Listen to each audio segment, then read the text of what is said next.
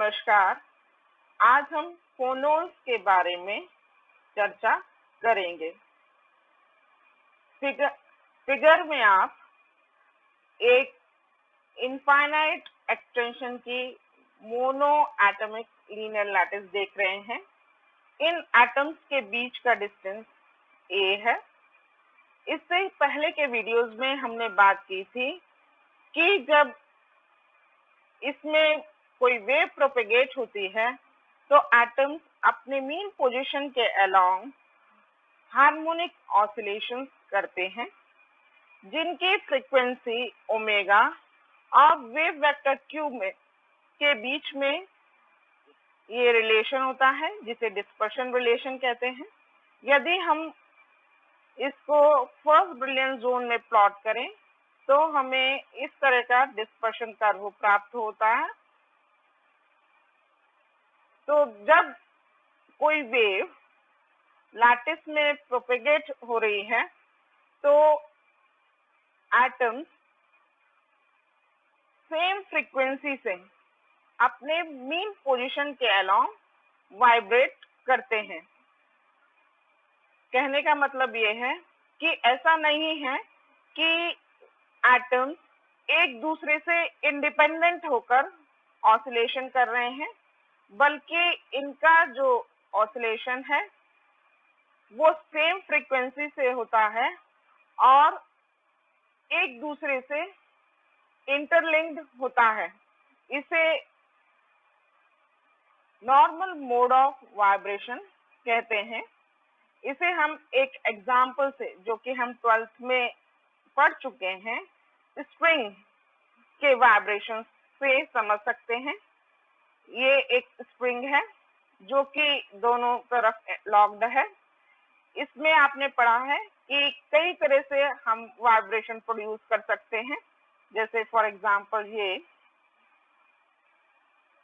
इस तरह से, और भी तरह से आप इसमें वाइब्रेशन प्रोड्यूस कर सकते हैं। ये जो वाइब्रेशन है, इसमें एक पार्ट का वाइब्रेशन दूसरे पार्ट से इंटर रिलेटेड होता है। इस तरह के जो वाइब्रेशंस हैं वो नॉर्मल मोड ऑफ वाइब्रेशन कहलाते हैं।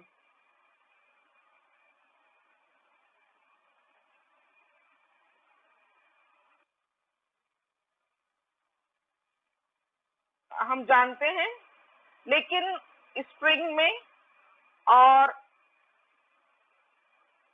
मोनो एटॉमिक लीनियर लैटिस में एक बेसिक डिफरेंस होता है कि जो स्प्रिंग है वो एक कंटिन्यूअस मीडिया होती है, जबकि मोनो एटॉमिक लीनियर लैटिस एक डिस्क्रीट मीडिया है। इसके जो एटम्स के बीच का डिस्टेंस का ऑर्डर लगभग 1 एंगस्ट्रॉम होता है। तो जो वेव इसमें प्रोपेगेट हो रही है, यदि उसका जो वेवलेंथ है वो इसी ऑर्डर की होगी तो इसका डिस्क्रीट नेचर शो होगा। अदरवाइज यदि जो प्रोपेगेटिंग वेव की वेवलेंथ 1 एंगस्ट्रॉम से ज्यादा है तो उसके लिए ये एक कंटिन्यूअस मीडिया, जैसे स्प्रिंग है, उसकी तरह से ही बिहेव करेगी, जैसा कि हमने पहले के वीडियोस में मैथमेटिकली देखा था। तो हम बात कर रहे थे कि जब वेव प्रोपेगेट होती है तो हमें ये जो एटम्स हैं वो अपने मीन पोजीशन के अलोंग वाइब्रेट करते हैं। ये जो हार्मोनिक ऑसिलेशंस हैं वो नॉर्मल मोड ऑफ वाइब्रेशन कहलाते हैं। In normal mode of vibrations की हम एनर्जी देखना चाहते हैं। तो चूंकि हमने बात की कि एटम्स, इसमें जो ऑसिलेशन है वो हार्मोनिक ऑसिलेशन होता है। तो हम जानते हैं कि हार्मोनिक ऑसिलेटर की पोटेंशियल एनर्जी हाफ c(x)² से दी जाती है। तो यदि हम ये एटम का जो डिस्प्लेसमेंट है वो यूएस से और s+1 का डिस्प्लेसमेंट us+1 से ले, तो जो डिस्प्लेसमेंट होगा वो us+1, जब वेव प्रोपेगेट हो रही है us+1 -us, तो जो केवल इसमें हमने नियरेस्ट एटम का इंटरेक्शन लिया है। तो ये जो potential energy half c us+1 -us² हो जाएगी। और चूंकि इनफाइनाइट लेंथ की है तो हम टोटल समेशन कर दें पूरे पे, तो total potential energy half summation c us+1 -us², जहाँ c फोर्स कांस्टेंट है और हार्मोनिक ऑसिलेशन की जो काइनेटिक एनर्जी हम जानते हैं हाफ mv² यानी हाफ m dus/dt² यानी हाफ m ओमेगा² us² से दी जाएगी। लेकिन हम पहले पढ़ चुके हैं कि जब स्पेसिफिक हीट ऑफ सॉलिड्स निकाला जाता है, तो यदि हम क्लासिकल ट्रीटमेंट करते हैं तो एनर्जी, तो स्पेसिफिक हीट सही नहीं निकल पाती है। लैटिस का कंट्रीब्यूशन स्पेसिफिक हीट में सही प्राप्त नहीं हो पाता है। ये तभी प्राप्त होता है जब आप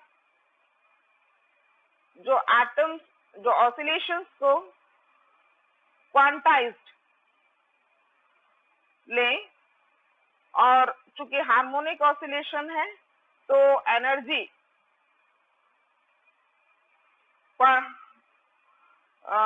क्वांटम थ्योरी के अनुसार जो एनर्जी En = n+12 h×ω होती है, ये हम पहले पढ़ चुके हैं। तो क्वांटम मैकेनिकली जो नॉर्मल मोड्स ऑफ वाइब्रेशन की एनर्जी En = n+12 h×ω होती है। इसका मतलब या तो एनर्जी हाफ h×ω होगी या 3/2 h×ω होगी या 5/2 h×ω होगी।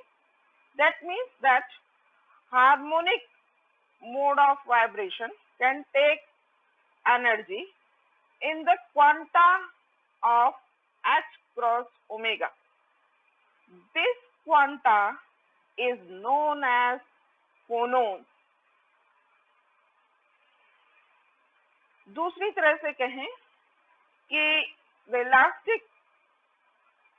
the energy of elastic wave is quantized, मतलब कि जो इलास्टिक वेव्स हैं उनकी एनर्जी क्वांटाइज्ड होती है, उसका क्वांटा फोनोन कहलाता है। बिल्कुल वैसे ही जैसे कि इलेक्ट्रोमैग्नेटिक रेडिएशन का एनर्जी क्वांटाइज्ड होती है और उसका क्वांटा फोटोन कहलाता है। So we can say that the energy in a lattice vibration or elastic wave is quantized. The quantum of energy is an elastic wave is called phonon. The quantum of energy in an elastic wave is called phonon. Similar with the photon, which is the quantum of energy in electromagnetic wave. Almost all of the concepts such as the wave particle duality, which apply to photons, apply equally well to phonons. Sound waves in crystal are composed of phonons. Thermal vibrations in crystal are thermally excited phonons. Analogous to the thermally excited photons of black body electromagnetic radiation in a cavity. That means कि आप किसी solid को phonon से भरा हुआ मान सकते हैं, जो जिनकी फ्रीक्वेंसी की रेंज जो हर फ्रीक्वेंसी रेंज के हैं, बिल्कुल वैसे ही जैसे कि ब्लैक बॉडी रेडिएशन में ब्लैक बॉडी को हर फ्रीक्वेंसी के फोटोन से भरा हुआ माना जाता है। तो इस प्रकार जो इलास्टिक वेव्स हैं उनकी एनर्जी क्वांटाइज्ड होती है, जिसे कि फोनोन कहते हैं। यदि हम फोनोन की एनर्जी कैलकुलेट करना चाहें, फोनोन की एनर्जी का ऑर्डर कैलकुलेट करना चाहें, तो हमने देखा फोनोन वेव वेक्टर Q लगभग हम उसे पाई बाय ए ले रहे हैं, क्योंकि हम इसमें देख चुके हैं। तो Q लगभग पाई बाय ए ले रहे हैं।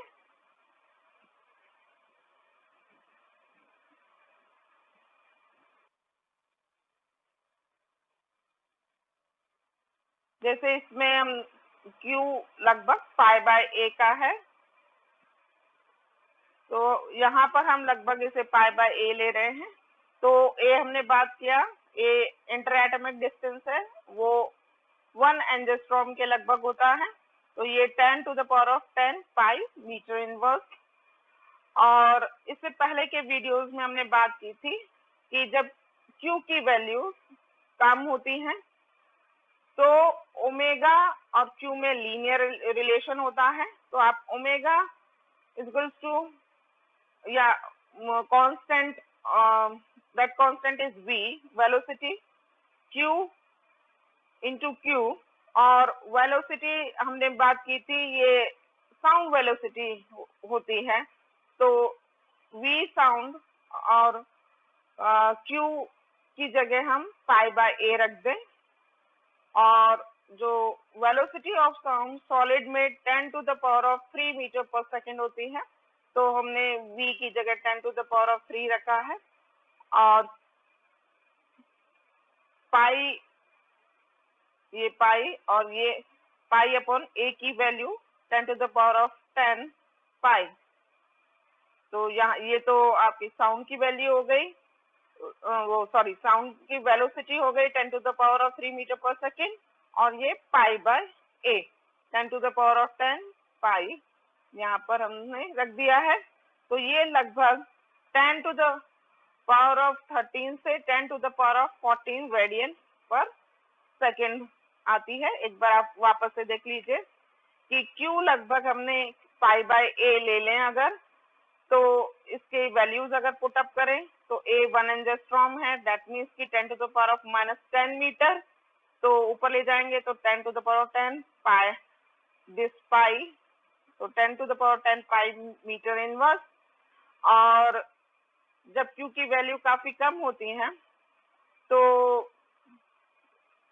जो स्लोप लीनियर है, वहां जो कर्व है वो लीनियर हो जाता है, उसका स्लोप आप omega equals to omega upon Q equals to velocity v से देते हैं। और वो वेलोसिटी हमने बात की थी कि साउंड वेलोसिटी होती है, तो omega is equals to v sound. Q को हम पाई बाय ए रख दें तो पाई बाय ए की वैल्यू हमने यहाँ ये देख ली है, तो ये 10 to the power of 10 pi रख दिया है, और ये साउंड की velocity 10 to the power of 3 metre पर सेकेंड होती है सॉलिड्स में।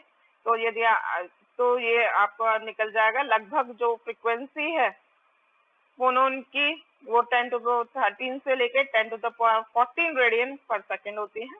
और चूंकि एनर्जी एच क्रॉस ओमेगा है, एच क्रॉस की value 10 to the power of -34 joule second, तो यहाँ रखा है, और ये ओमेगा की वैल्यू यहाँ पुट अप कर दी है, तो ये आपका आ जाएगा 10 टू द पावर ऑफ -21 से लेकर 10 to the power of -20 joule energy है। यदि हम इसे इलेक्ट्रॉन वोल्ट में कन्वर्ट करना चाहें तो 1.6 into 10 to the power of -19 से डिवाइड करेंगे, तो ये इलेक्ट्रॉन वोल्ट में कन्वर्ट हो जाएगी, तो ये आपको 6 MeV मिलेगी। मतलब एनर्जी ऑफ द फोनोन लगभग 0 से लेके 6 MeV तक होता है। तो इस ऑर्डर की आपकी एनर्जी होती है फोनोन की। फोनोन का मोमेंटम 0 होता है, मतलब फोनोन कोई भी मोमेंटम कैरी नहीं करता। फोटोन की दोनों ही जो एनर्जी एच न्यू और जो मोमेंटम है वो मोमेंटम भी कैरी करता है फोटोन, लेकिन फोनोन मोमेंटम कैरी नहीं करता है, लेकिन क्रिस्टल के अंदर इस तरह से बिहेव करता है जैसे उसका जो मोमेंटम है वो H क्रॉस Q है। अगर हम H क्रॉस Q की वैल्यू निकालें तो H cross 10 to the power of -34 into Q की वैल्यू यहाँ से 10 to the power of 10 pi, तो ये लगभग 10 टू द पावर ऑफ -24 से लेके 10 to the power of -23 kilogram metre पर सेकेंड प्राप्त होती है। तो मतलब क्रिस्टल में जो फोनोन का मोमेंट, वो जो क्रिस्टल में जो मोमेंटम की बात करते हैं फोनोन की, वो लगभग इस ऑर्डर का होता है।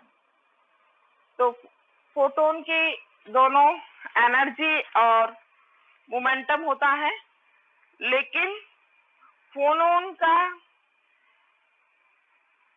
केवल एनर्जी होती है, वो मोमेंटम कैरी नहीं करता है। लेकिन क्रिस्टल में इस तरह से बिहेव होता है जैसे उसका मोमेंटम इस ऑर्डर का हो। अब हम एक्सपेरिमेंटल एविडेंसेस ऑफ फोनोन्स के बारे में बात करते हैं। तो जब हम हीट कैपेसिटी में लैटिस के कंट्रीब्यूशन को देखते हैं, तो जैसे टेम्परेचर 0 अप्रोच करता है, तो हीट कैपेसिटी जो लैटिस का कंट्रीब्यूशन है हीट कैपेसिटी का, वो भी 0 हो जाता है, 0 होने लगता है। ये तभी पॉसिबल है यानी जब हम फोनोन के एग्जिस्टेंस को मानकर कैलकुलेशंस करें। वैसे ही इसे हम मैथमेटिकली इसको हम आगे के वीडियोस में देखेंगे। वैसे ही यदि हम न्यूट्रॉन्स, एक्स-रेज, इनकी जब क्रिस्टल से इनइलास्टिक स्कैटरिंग को स्टडी करते हैं, तब भी एनर्जी और मोमेंटम कंजर्वेशन को तभी हम समझा पाते हैं जब हम फोनोन के एग्जिस्टेंस को मानते हैं। तो ये आपके जिसे कि ये हम मैथमेटिकली इसे भी हम आगे के वीडियोस में देखेंगे। तो ये आपके एक्सपेरिमेंटल एविडेंसेस हैं फोनोन के एग्जिस्टेंस के। नेक्स्ट वीडियो में हम डाई एटमिक लीनियर लैटिस के बारे में स्टडी करेंगे। धन्यवाद।